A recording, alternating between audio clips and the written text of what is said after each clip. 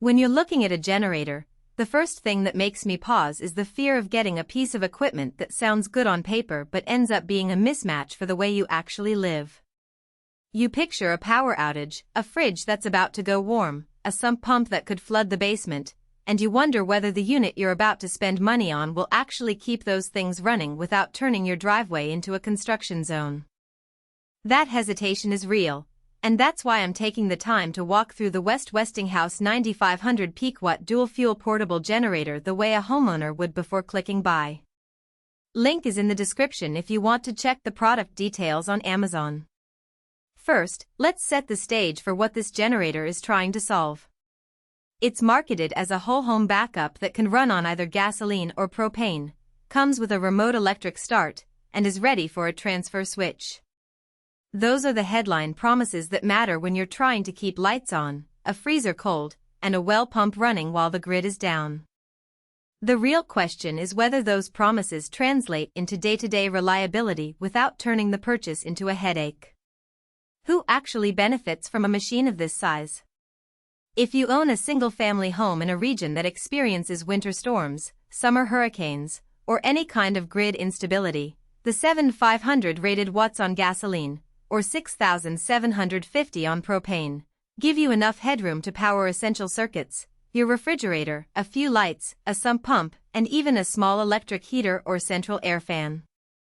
I've seen families in the Midwest run a whole kitchen, a bathroom, and a home office off a generator in the 7 kilowatt range, and the numbers line up.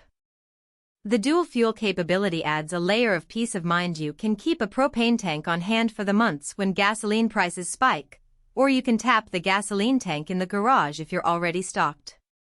That flexibility is a practical strength that many single-fuel units simply don't have. The remote electric start is another feature that feels less like a gimmick and more like a genuine convenience. Imagine it's dark, it's raining, and you have to crawl outside to pull a cord. With the Westinghouse, you can start the engine from inside your house using a handheld remote, which eliminates the exposure to the elements and the awkwardness of fumbling with a pull start in wet gloves. For anyone who lives in a colder climate, that remote start can be the difference between a quick power restore and a cold night waiting for the engine to catch. Now, let's talk about the practical setup. The generator is marketed as plug-and-play, and that's mostly true for running tools or small appliances via the two GFCI 520 or 120-volt household duplex outlets on the front panel. You can simply plug in a power drill, a portable heater, or a small air compressor and be up and running. However, if you want to feed power into your home's electrical panel, you need a proper transfer switch installed by a licensed electrician. The unit is transfer switch ready, but that still means an extra cost and a professional visit.